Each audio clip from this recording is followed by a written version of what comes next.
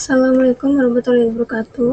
Halo semua, perkenalkan nama saya Kansa Janastika Khairul Aziz dengan NIM 0570171667, Program Studi Sistem Informasi. Hari ini saya akan menjelaskan tahapan praktikum dari kasus rumah sakit membuat entity relationship diagram dari tugas 1 mata kuliah Basic Data. Pertama, kita harus mengidentifikasi seluruh entity yang terkait. Dan untuk mengidentifikasi seluruh entity, harus dapat memahami kalimat dari kasus tersebut. Sampai menemukan entitas. Dari kasus tersebut diidentifikasikan memiliki 3 entity, yaitu pertama dokter, kedua pasien, dan ketiga administrator. Di sini kita sudah memasuki halamannya.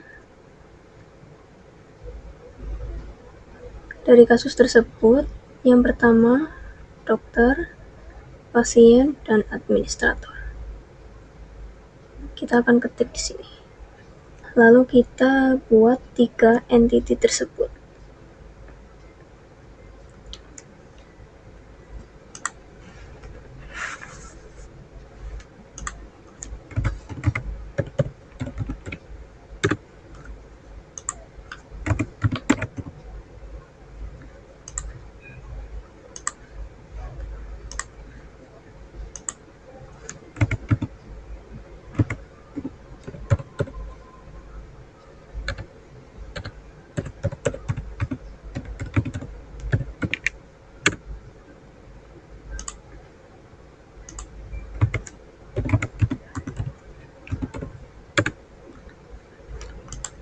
Ini dia tampilannya.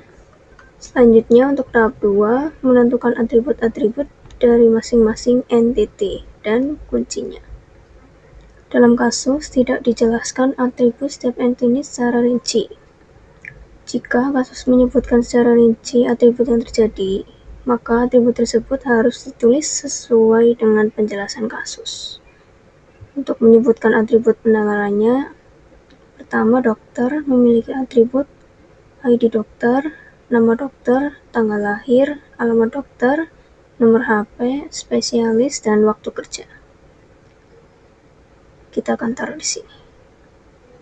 Jadi seperti ini tampilannya. Untuk selanjutnya, lanjut untuk entitas pasien, yaitu memiliki atribut ID pasien, nama pasien, alamat pasien, jenis kelamin, dan nomor HP. Kita akan taruh di sini. Selanjutnya, untuk atribut administrator, yaitu ID admin, nama admin, dan waktu jaga. Kita akan taruh di sini.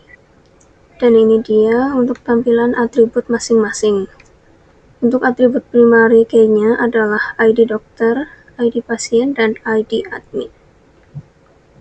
Selanjutnya untuk tahap 3, mengidentifikasi seluruh himpunan relasi dari entity yang ada, beserta kunci tamunya.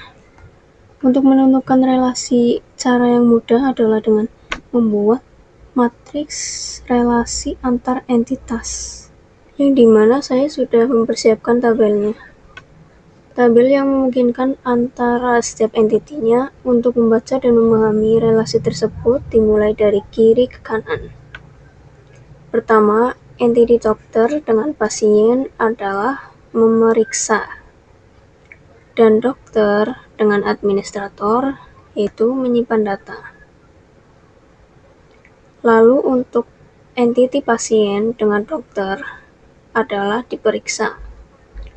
Pasien dengan administrator yaitu mendaftar.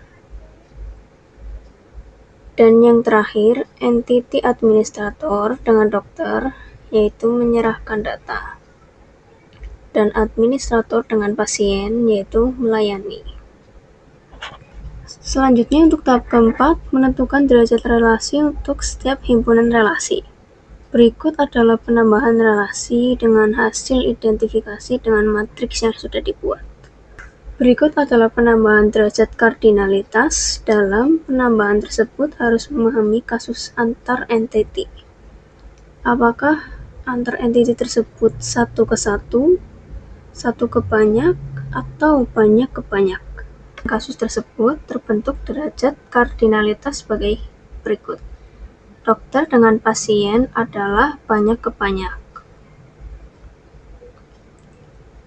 Dokter dengan administrator adalah banyak ke banyak. Administrator ke pasien adalah banyak ke banyak.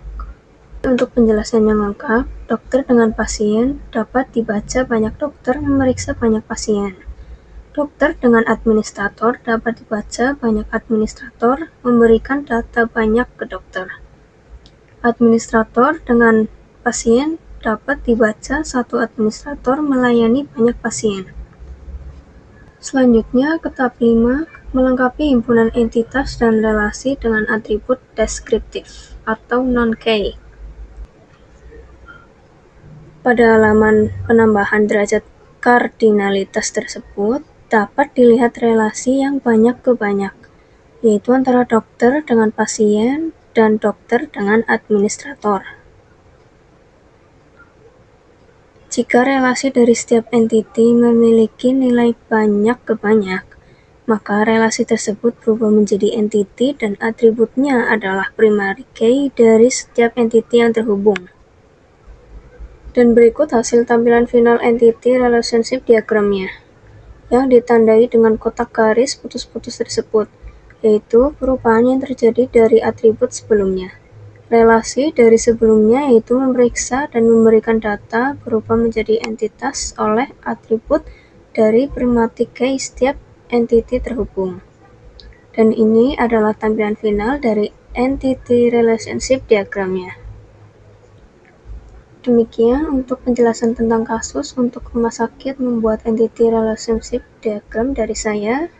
Semoga bermanfaat. Bapak atau Ibu tutor dan teman-teman semua, terima kasih telah menonton video ini sampai habis. Sekian dari saya. Wassalamualaikum warahmatullahi wabarakatuh.